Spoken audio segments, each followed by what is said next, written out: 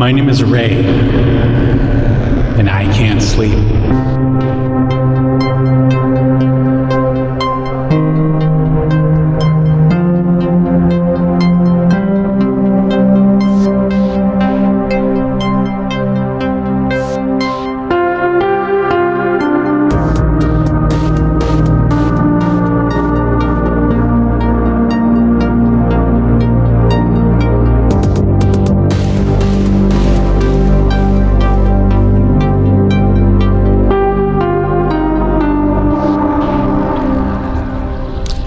It's either her or me! Hey, Blaze, with all the terrible things you've done, did the lizards ever make you eat your own kind? Stop stalling and choose! Because I've been thinking about a taste test. Stop, you maniac! No! Oh, God! Their tentacles are everywhere! Everywhere! Oh, they're getting into every orifice! Okay, Lynn. Nice and easy. Up and over.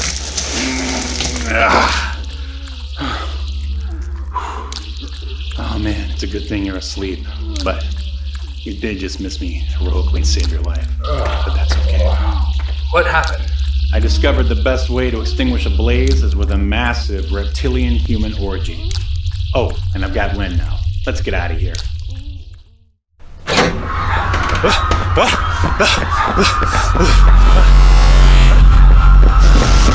like all the goons come run. Yeah, but this place is coming down fast. We gotta get out of here.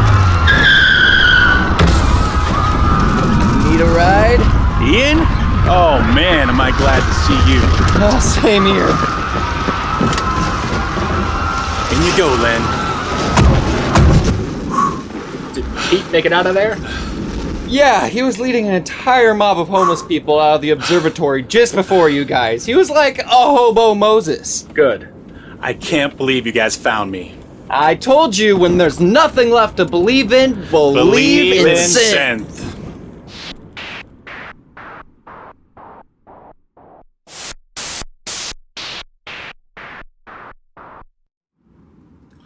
There's her apartment right over there. She's still unconscious? Yeah. Probably for the best. All right, I'm gonna take her inside. Hopefully when she wakes up, this will all seem like a horrible dream. When do we get to wake up from it? Sorry you lost your evidence, Ray. We still have all the audio. You know as well as I do that seeing is believing. Hearing a bunch of weird noises isn't gonna be enough to convince anyone that reptilians control the mass media of the USA. You made the right choice. I know I did.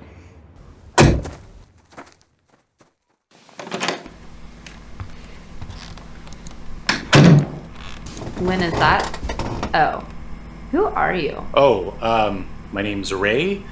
Lynn and I were out on a date and... I don't really care. Just have your way with her and be done. Hey, I'm not here to... You know, Lynn never mentioned she had a roommate. That's because we hate each other. I'm kind of surprised she's even into guys, even if you did slip something into her drink. Hey, I didn't drug her. Jesus. Where's her room? Right over there, Casanova.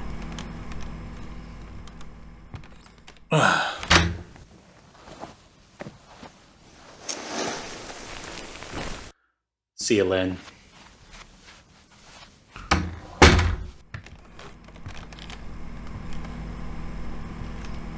Well, nice meeting you.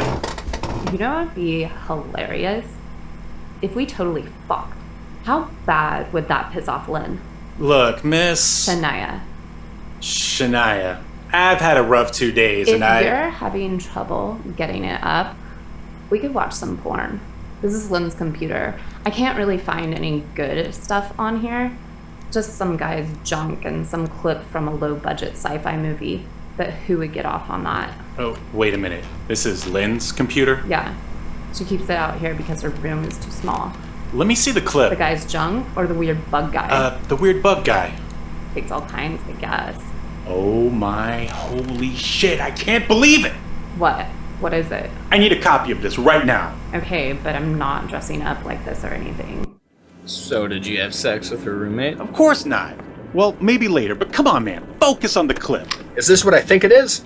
Yes, it's the footage I filmed on set when I first discovered these slimy fucks even existed. Lynn must have had her phone set up on the cloud. So we have proof. Actual visual evidence. Ian, my boy, I think we do. I've already sent it to both of you. I'm sending a copy to Mr. Lizard, too. Why? In case he tries to come after us, he needs to know that we know. Agreed. All right, fellas, this is my stop. Rex, what are you gonna do now? Well, since I found out my paper is in line with the reptilians, maybe I'll strike out on my own and check out this internet the kids keep talking about. Maybe you could do a podcast. Maybe. See you in the funny papers. I'm having a weird day. The name's Adam.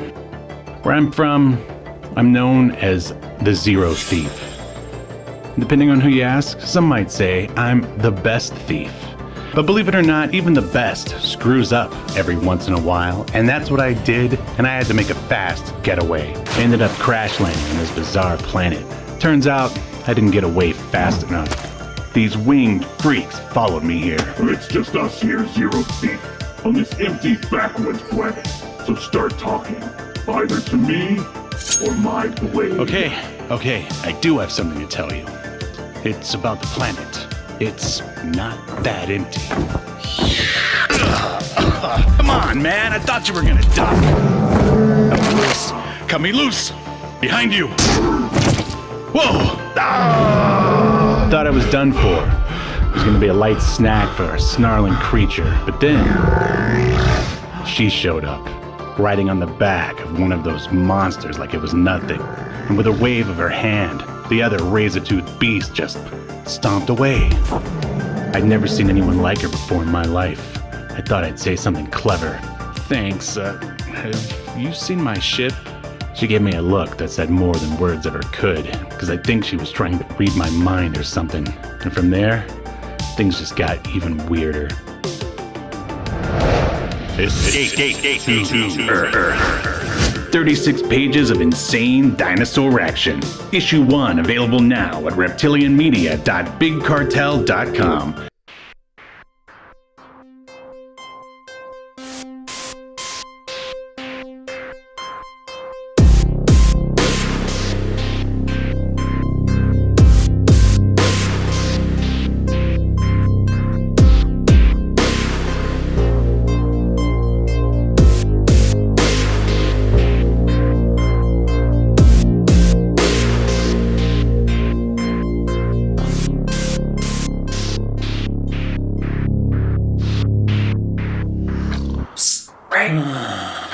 Did your mom make pancakes? Your phone's been ringing all morning. Is it a telemarketer? That's usually who it is.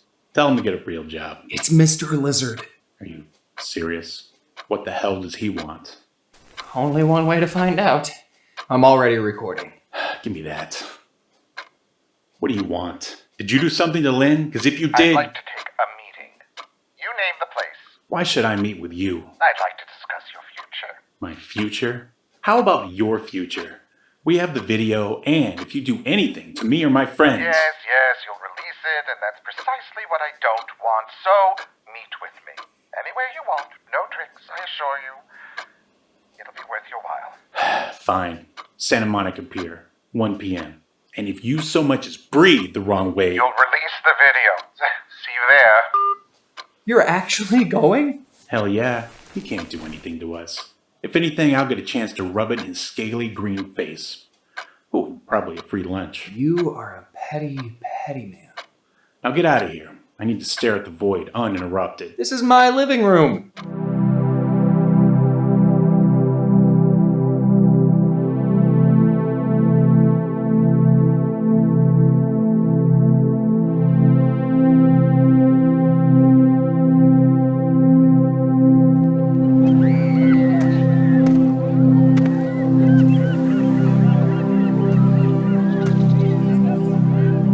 You're 20 minutes late.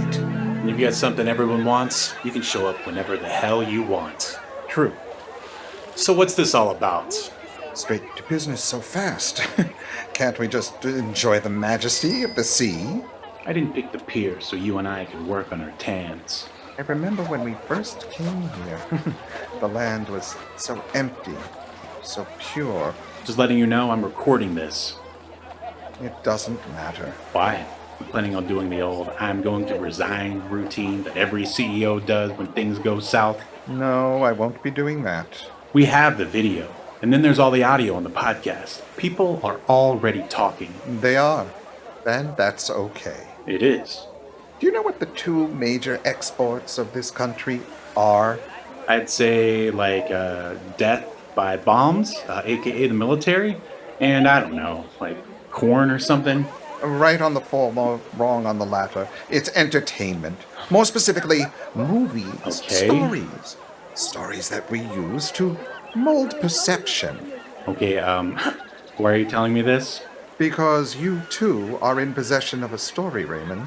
A piece of entertainment. But my podcast isn't a story. It's real life. And don't call me Raymond. It's Ray. Yes, but once we're done here today, no one will believe that it's real life. And why the fuck not? Because once something is written down, it ceases to be reality, and once true events get a movie made of them, well, forget about it. Reality and fantasy blurred together in a beautiful haze, and nobody knows what's real anymore. I still don't see what this has to do with me. Are you familiar with the Stargate? Wasn't it that forgettable TV show that starred MacGyver? I was referring to the forgettable film starring Kurt Russell. Oh, yeah. Now it's coming back to me. Well, there's a theory going around that the entire Iraq war was started because the U.S. government found out Saddam had a real working Stargate. What? Get out of here. Oh, it gets better. In order to squash any truth to the rumor, it said that the U.S. government contacted Hollywood and had an entire movie made just to throw people off the scent. Oh, so if someone started talking about the actual Stargate, people would say, "Shut up, stupid, that's just a movie." Now you're getting it. And that's just one example. It's all about the perception, shifting the narrative. Well, this has all been very interesting, but I think I'll be going. What do you want, Ray? Aside from this meeting to end and a free lunch, I want answers. To which question? Why can't I sleep? You haven't figured it out yet. Obviously not. You are the result of decades of gene manipulation from our cross-breeding program. You don't need to sleep anymore. Are you saying my mom or dad fucked one of you guys? Oh, no, there are other ways. We've manipulated the food, the water. It doesn't always have to be intercourse. So, my so-called sleep paralysis, the shadowy dragon man, that was you guys this whole time, wasn't it? It's true. Part of the way we keep ourselves hidden from you humans is by operating on you via the dreamscape. Is that how you found out about me? No. Many humans wake up during our experiments and dismiss it as sleep paralysis. We simply stop our operations at that point. No, it wasn't until you showed up on that AM radio talk show. Now that's when you showed up on our radar. Well, that's the last time I ever go on AM radio. Back at the studio. Why not just grab me then? I didn't know who you were. You might have been able to see my true form, but to me, you were just another extra. So the whole thing with the camera, you weren't just showing yourself to me to make me feel scared or something? Some newer cameras have the ability to film us in our true form. Many of them have already been recalled and reprogrammed. You humans are finally catching up to us with your technology, but you're not quite there yet. And what's the deal with that factory and all those homeless people? Where do they fit in? Well, they're our food source. We only feed every decade or so. If we don't, we'll die. God, that's ghoulish. You should be helping them, not eating them. Would you help a cow? Or a piece of sushi? Ah, so they're just food to you. As you humans say, it's just our nature. Is it in your nature to let people like me and my friends go on with our lives knowing what we now know? Most of the time, no. All of you would have had accidents or be discredited like your friend Pete. But you are a special case, Ray. You know, my teachers used to say I was special. You are one of a kind, and it's unknown if there will ever be another like you anytime soon. You mean a guy with the ability to send you freaks back home? Exactly. So I can't kill you. But at the same time, I can't have you and your chums disrupting the already thin line of order we've created all these years, and so I'm going with option C. What's option C? A contract. You want me to work for you? Yes, you and your friends, family, anyone you want. What's the catch? You're getting the full Stargate treatment. Okay. Lay that out for me nice and slow, but not slow enough to where I lose interest. So first, we have to sow doubt into anyone who may have stumbled upon your podcast. How do we do that? We've been posting episodes for months. We already have thousands of downloads. Oh, it's simple. How do people know when the movie's over? When the credits roll? Exactly! So, we're going to make your real-life audio diary into an audio drama. And on the final episode, you're going to roll the credits. What's an audio drama? It was a popular form of entertainment back in the 40s, before television came along. Are you not familiar with The Shadow or War of the Worlds? Yeah, they're movies, and they all sucked. I don't know how else to explain it. Imagine those movies with only sound and no picture. Okay, I'm getting it. But look, we're real people, not a bunch of out-of-work voice actors. You make up real fake names. So, like, the part of Ray was played by Punch Uppercut? I hope you can come up with better names than that, but yes, that's the gist. Also, you want to make a website, post headshots for all your voice actors, just to drive the point home even further. Okay, but what do I get for doing all this? I'm the one with the leverage here. What do I get from working for you? Open your contract.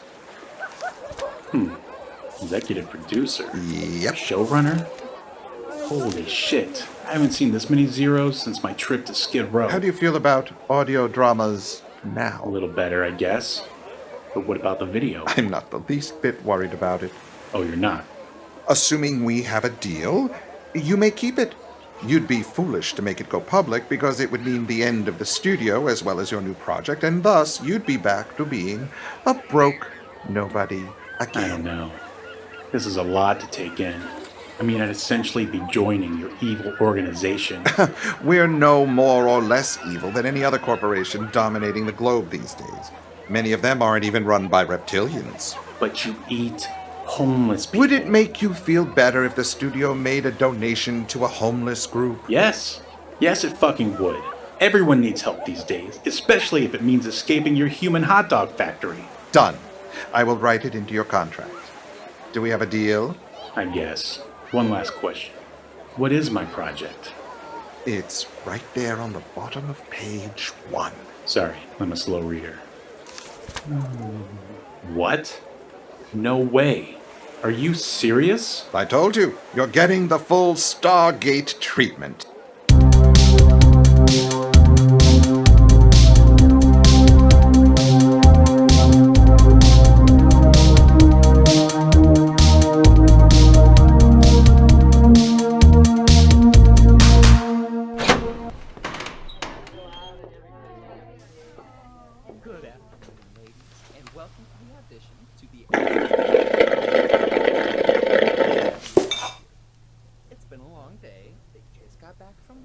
But we're still searching for just the right actress, so don't give up hope yet.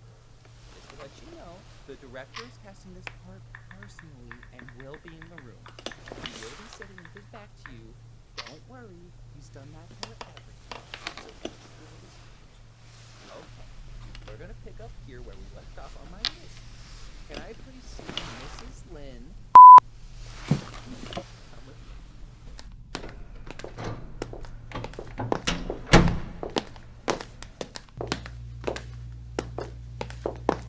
Thank you for coming. The sides are right here in front of you. Just take a moment to familiarize yourself with the lines, and whenever you're ready. I'm ready. I'd like to tell you about this guy I met. I saw him on the bus. He was sleeping, or so it seemed. His toned chest rose with every breath, and I couldn't help but be captivated by his rugged yet masculine appearance. I wanted him immediately. We were meant to be together, like the Genesis and the Sega CD. And I knew that he would be the father of my children. Wow, nice job. Really? I wasn't sure about the tone. Is this a comedy? That was the best I have seen all day. Let me talk to the director. I think she's really good in the part. I just want to say that she's Miss Lynn, that was good. Now do it again, topless. Excuse me? Read the sides.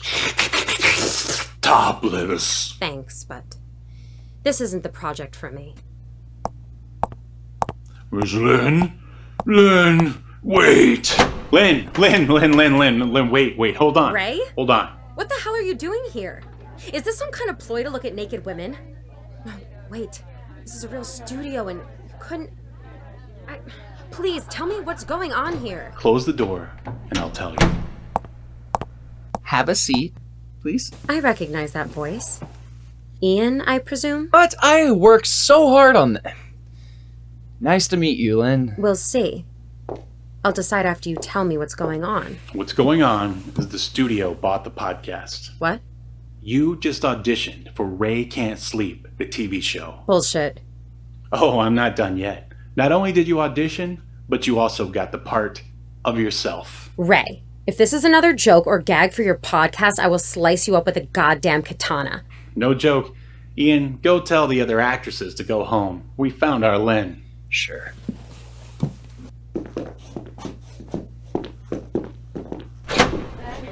Ladies, thank you for coming, but... Ray, how is all this possible? Don't worry about the how. It's all about who you know, right? And you know me, and I owe you big time. And I want to say first, thank you. Thank you for helping me back on the bus. And second, I'm sorry if I inadvertently made your life a living hell every time we happen to run into each other. Wow, you are something else. An apology and a role in a TV show? Well, streaming most likely. We're in talks. So will you accept it? Both the apology and the role? So that's it? You're offering me a role and you don't want anything in return? No dates, no handjobs, no blowjobs, no sexual acts of any kind? The only job I want you to perform is a good one. And, those sides I read. That's just a joke to mess with you. We've got some really great talent in the writer's room. Well, I don't know. You're not going to start screaming again about lizard people in the middle of a take, are you? Absolutely not. I'm done trying to expose the reptilians. For now. So what do you say? A handshake? I appreciate the professionalism, but I think we need to hug this one out. Sure. I'll take that as a yes. Hey, now that you're a big-time producer, you can finally afford to deal with your sleep problem. I think I already have.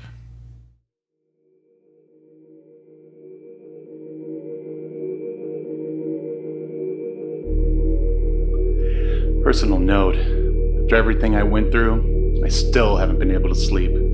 But I guess I don't need to anymore. The extra hours help me deal with all the work and stress of running an entire TV show. As you probably heard, Ian is working with casting. Rex is helping out with some positive write-ups on his new website. And Lynn, well, she's our leading lady, or lead actress. You know, I want to be politically correct here. With the money the studio is paying, I bought a small house in the valley near Ian, and I even leased a Tesla. So everybody wins. For the first time in a while, I have stability and a purpose. But I still feel like something is missing, or like maybe I made the wrong choice. Pete sure thinks so. When I told him what happened, he freaked out, called me a traitor.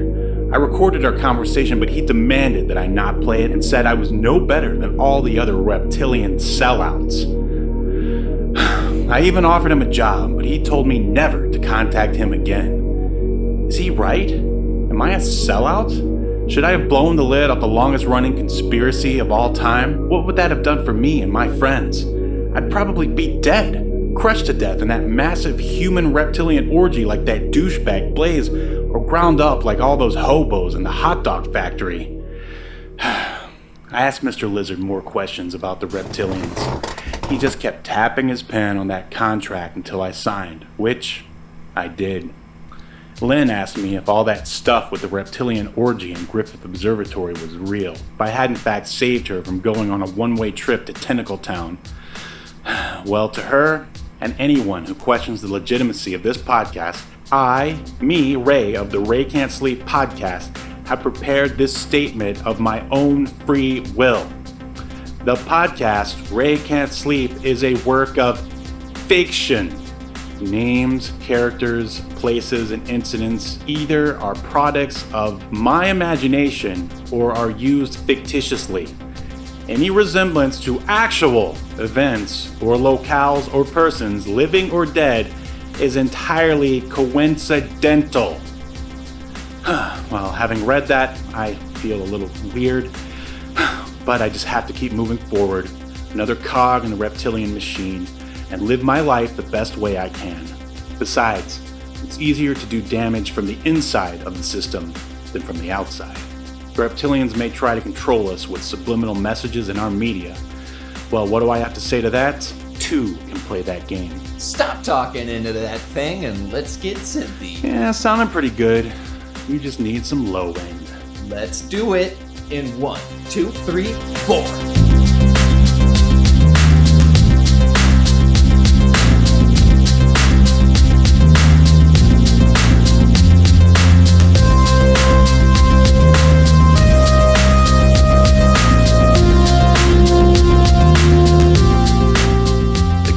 Ray Can't Sleep includes Jordan Cornwell as Ian, Lindsay Neiman as Lynn, Stephen Wishnoff as Dr. Timothy Sanderson, Vlad, Mapmaker, Mr. Lizard, Robert Dunn played Blaze and reporter Max Lezar, Kirstin Porter played the operator, the actress, and Shania. Ian PABITO was Jerry, Uber Driver 2, and Not-Spiderman. DIRK ELLIS played Larry, Uber Driver 3, and actor. HANNA played Darrin, street rapper, cop, security guard, and server. CODY Murray played Rex Remington. THRESA K. Richardson played Barb, script supervisor, lady in audience, Ian's mom. DEPRIESTER played Uber Driver 1, director, and Leslie/Not-Superman. Chandra Bond was female fan and Nikki. Dave Carter was Pete. Oliver Boone played Jack Poundem. Tim Mathis played David Alexander. And yours truly, Stephen Honeycutt played Ray, the AD, Terry Shoe-fetish Gambino, Man, Little Boy, Bartender, and Parking Guard. Ray Can't Sleep was written, directed, and edited by Stephen Honeycutt. Many sound effects provided by freesound.org and zapsplat.com. Attributions can be found on the Ray Can't Sleep website at raycan'tsleep.com. Music was composed by Stephen Honeycutt. Additional compositions provided by Justin Bohannet, Mark Hernandez, and Andy King of Jupiter 8. Night on the Docks was provided by Kevin McLeod of Incompetech.com. I'd like to dedicate Ray Can't Sleep to my wife Sandy and my son Blade, who was born during the production of this audio drama. Ray Can't Sleep is copyright Reptilian Media 2020. Thank you so much for listening. Stay woke.